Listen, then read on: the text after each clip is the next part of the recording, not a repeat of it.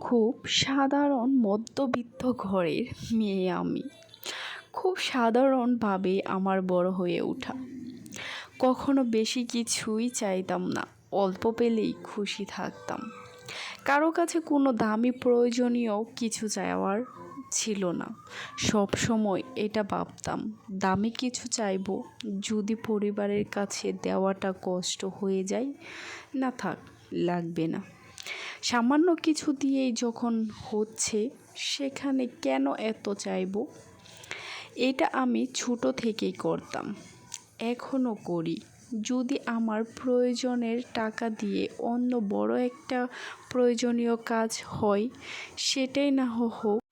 জানেন তো, খুব ইচ্ছে ছিল ছোট থেকেই যে কিছু একটা করব, কিন্তু কি বলতো, মধ্যবিত্ত ঘরের আমার জন্ম।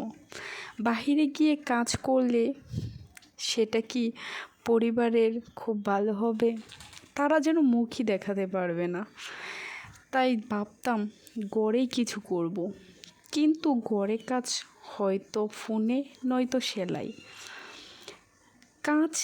সেলাই কাজ এটা আবার পরিবারের পছন্দ না, কারণ মেয়ে পড়াশোনা করবে, সেলাই কাজ করবে কেন? কিছুদিন পড়াশোনা করার পর বিয়ে হয়ে যাবে, আবার সেলাই করলে লোকে বলবে যে মেয়ে দর্জি, বিয়ে দেওয়াটা কষ্ট হবে না। সেলাই কাজ চলবে না।